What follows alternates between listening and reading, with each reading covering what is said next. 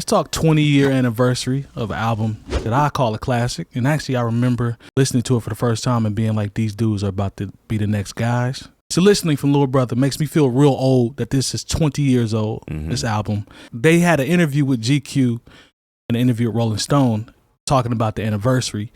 And I pulled a couple of the comments that I thought that stood out. I don't have a subscription to Rolling Stone because, one, we always laugh at their list.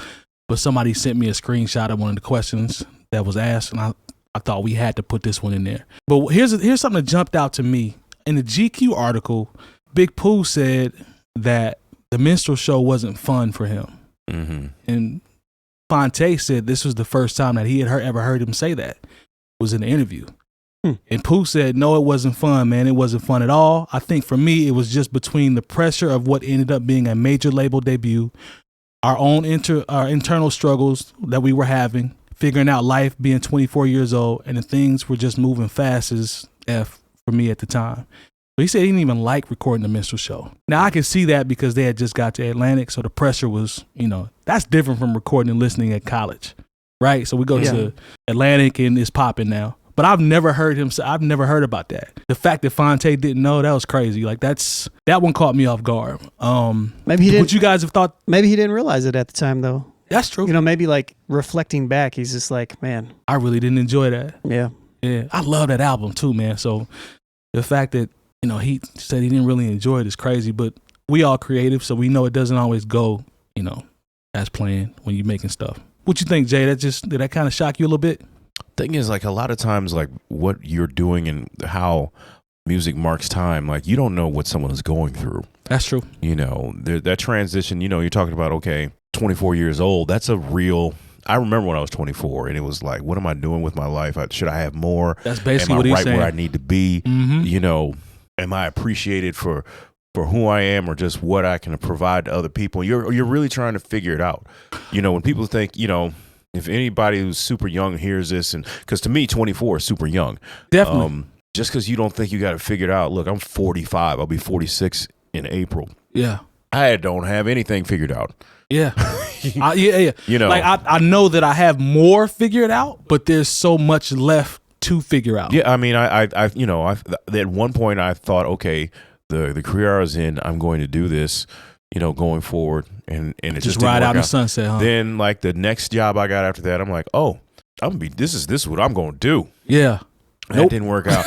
Like if you'd have told me that I'd be doing what I'm doing now, I'd have been like, that's nowhere in my career path. Exactly.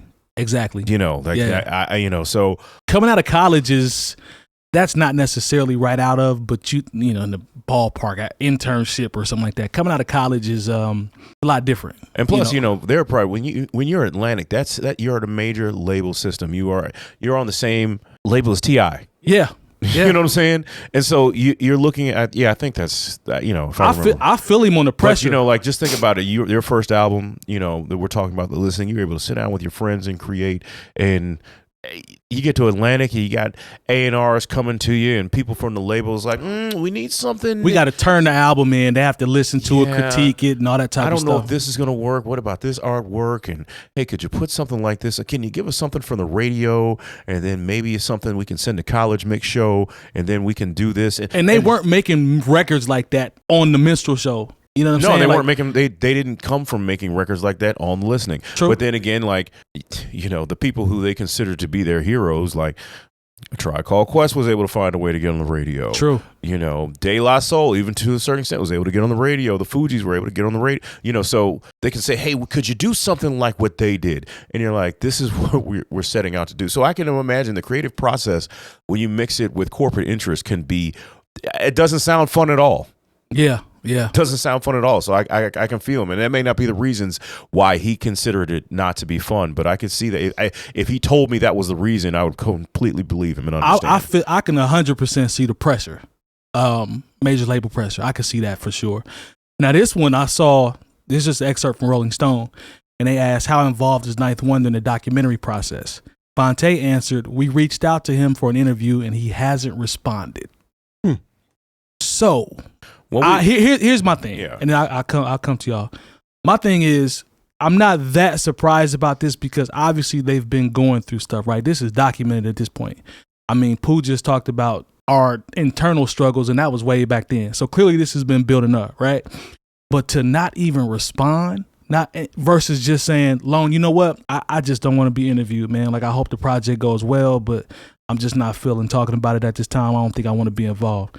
To not responding, bro, that's, I don't know. Is it that kid? I mean, but they've alluded to things like this before. They have, but they we've just aren't tight like that. We've talked about. May the Lord watch. I mean, that's why, I mean, I don't know if that has anything to do with this. Right. But, I mean. Because remember, during that whole May the Lord watch run, they were like, well, it started off as. Well, because Ninth Wonder was also, it was between, he wanted to do all the production. All the beats, yep.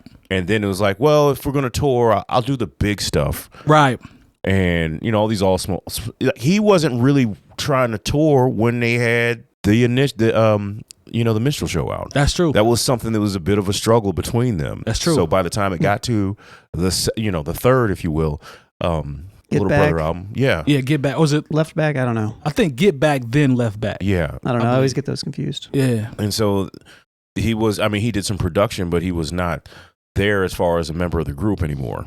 I just thought it would have been a little bit more just courtesy from a standpoint of just saying I don't want to be involved, but Fantasia ain't even responded yet.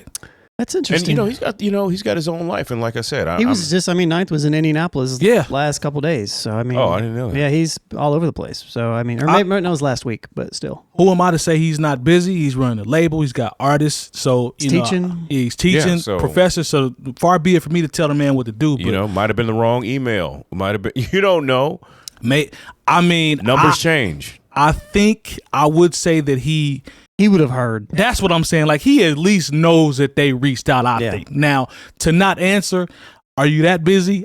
I don't know. Are you that busy to respond to your brothers just to be like, yo, I'm cool, but I appreciate y'all, love y'all, it's all right. But then again, maybe they already have that relationship to just know, if they reached out, if he's not doing it, then we're like, all right, cool. That's where Ninth stands, because they know Ninth probably better than we do. You know what I mean? Mm-hmm. It's, if that's how he feels, and they're probably just like, cool. The show's going to go on. Yeah. Regardless. I respect them for not getting hung up and, trying to chase and come on, man.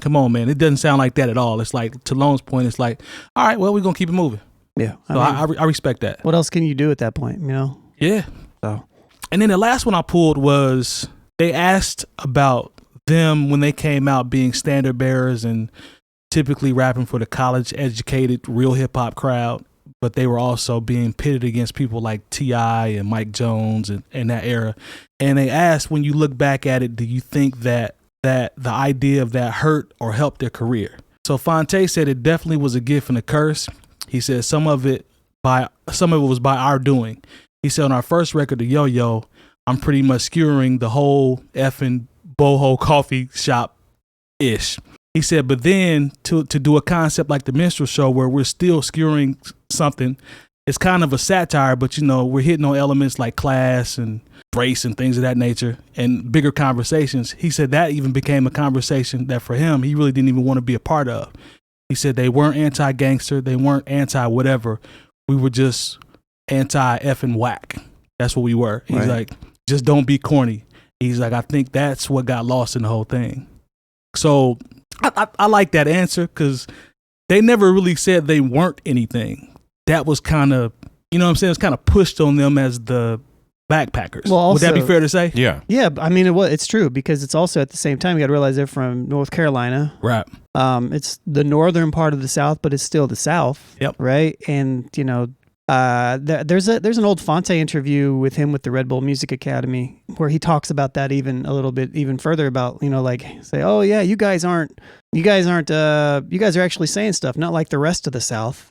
Or something like that. And he's like, what do you mean? He's like, what's that supposed to mean? Like we're illiterate or something? Like we're from the South, so I mean, that's interesting. I think a lot of times once again, it's the media sometimes because they try to pit, Little Brother against Snap Music, whatever was out at the time. Yeah. Because I fell for it. I was like, these guys are going to save rap. I'm excited. I love it. They cut from a cloth. I was one of those people. I ain't gonna lie. You were loving it?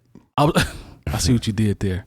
Midwest say they loving it. Well played. No, I was loving it. But I do think, except Joe Scudder part. I ain't love that. Well, sorry. Yeah. Well, Sorry. Yeah, put it in the comments. I don't care. Yeah. He wasn't needed on that record. So go ahead. I'm sorry. No. I think part of it is like there's always this kind of wave of like, no, this is the new standard of blackness sometimes in music, and this is what we should follow. And it's like I remember at one point when the neo soul thing came along, and you know they were trying to almost pit that against like the more corporate R&B that would have been like Mary J. Blige or whoever was out at the time, and it was like, no, we like all of this, right? You know, you don't have to do that. You know, just because these people, you know, they might wear their hair a certain way, or you know, they got clothes they look like they made at home. Like we shouldn't like them more, just right. As opposed to the people who are wearing Versace glasses. You know, sometimes we do play class warfare. Yeah. You know, instead of actually caring about the art, we start to care about the image. And here it is, guys who are college educated. Yeah. You know, we're at a HBCU. Yep. And then, you know, you're trying to compare them and kind of pit them, if you will, against people who graduated from the School of Hard Knocks.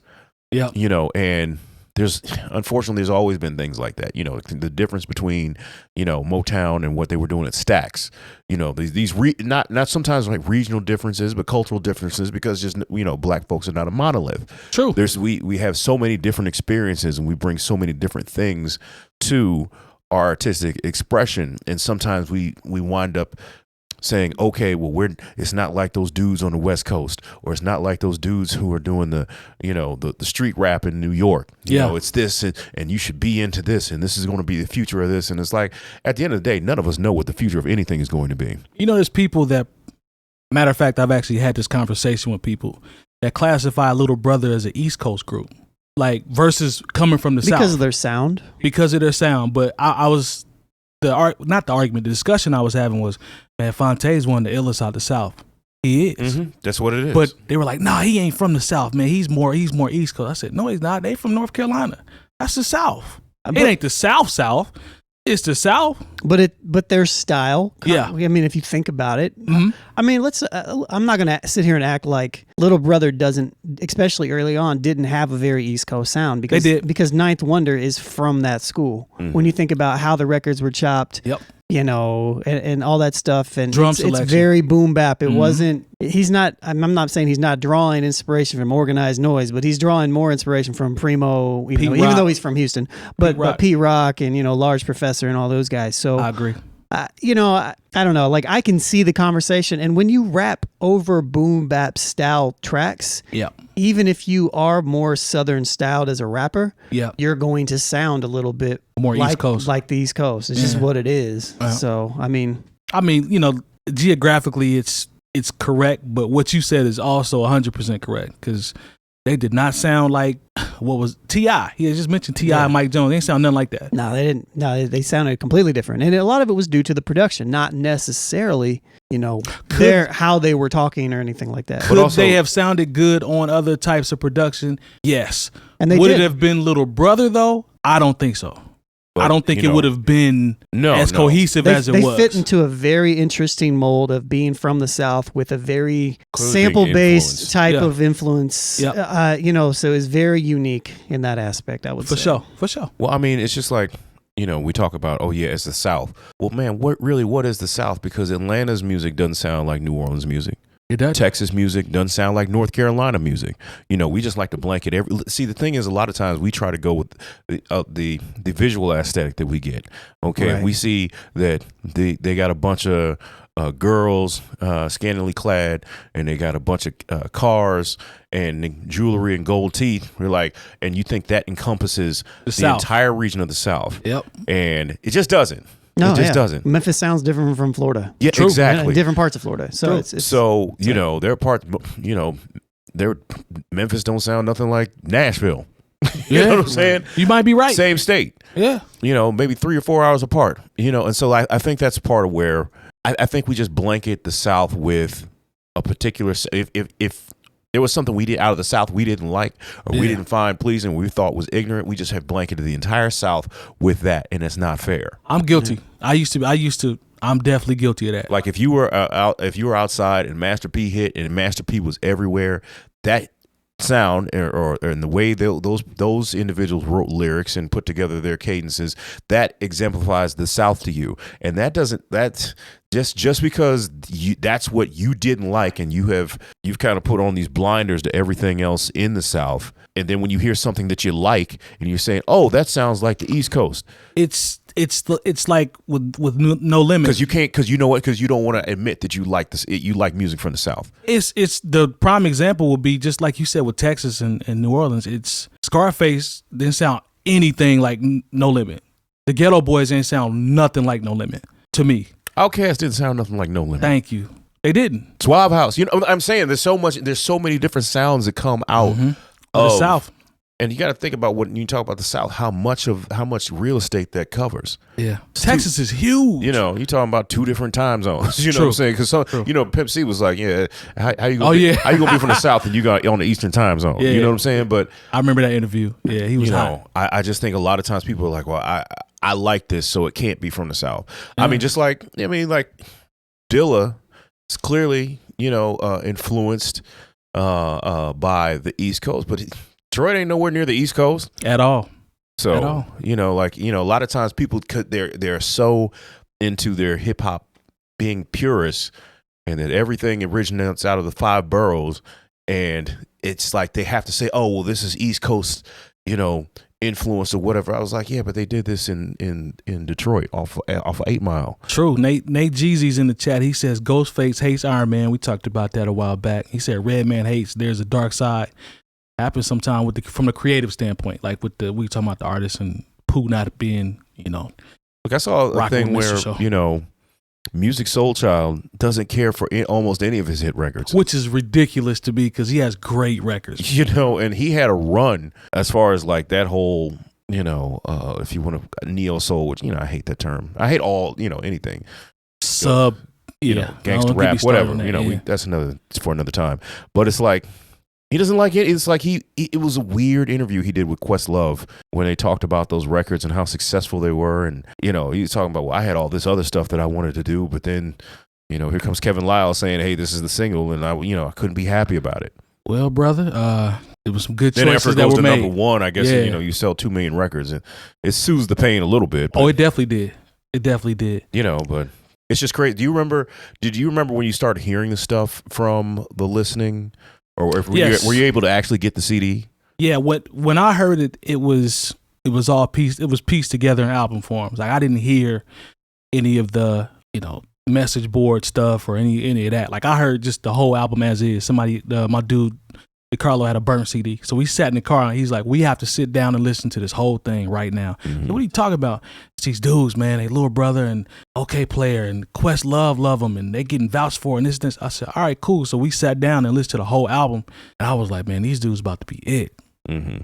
So yeah, that's how I heard it. Well, how about you, Sean? How did you hear it? I don't even remember. Okay. No, I really don't. Like, I don't even know if I heard the Minstrel Show first or if it was the listening first, or what the process was. I remember I bought the Minstrel Show, but I don't. Did you hear any of the mix, like the Chitlin Circuit mixtapes or any of that stuff? Yeah. You heard those? I mean, not in full. Like, this is Napster time, man. You're right. This is like, I heard a couple Napster forum, you know what I mean? Like, it was like, it wasn't like go out and stream the whole project. LimeWire was popping. I don't even think this was like, I don't even think I could buy this album in Target, could I? No, you know what I mean? Probably not. I mean, or not the listening for sure. No, even the Minstrel Show. You talking about? I'm from a place in Anderson where we didn't have a lot of record stores. You know what I mean? We had a Karma Records, and we had a Music Land, but I don't even think that was there anymore. So it's like, I mean, most of it was internet time, or you had to order it online. I drove to Indianapolis, right around the corner here. I think they've been closed and now it's a beauty supply shop. Rockin' Billy's. Yeah, that's where I had to buy the Minstrel Show from. I had to drive to Indianapolis to get it.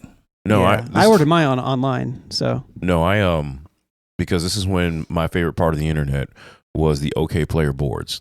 Fonte talked about that in GQ too. I just remember getting a song here, a song here. Somebody might have remixed something because there were some remixes. There was a remix of That's All Right, whatever you say. Like they had a remix of that where they flipped whatever from Maxwell, turned that into like just a crazy flip. I got a 𝐾𝐄𝐿 version of that. Yeah, so you were able to get little bits and pieces, but then which random note, but that's where Nicolay and Fonte met, was the OK player. OK player. Yeah. Turned into Foreign Exchange. And then I went to, there was a independent record store in the U City Loop called Vintage Vinyl, and they had like a bunch of them for like $7.99. A bunch of the project of the listening. Oh, okay. And had I known what I know now, what I know then, I'd have bought all of them. Yeah. But yeah, and so I was able to just go, and plus I had a real tricky CD player in my car at the time. They couldn't burnt CDs didn't play like they were supposed to. So had to have the right CDs. Yeah, you had to, had to burn them like at a slow speed. It was a lot going on. I mean, I used to go to the Walgreens and try to cop a pack. It'd be, you remember the Circle Spindles? Oh yeah, yeah. I used to cop those. There used to be a deal if you could get, say, like 50 blank CDs for $50.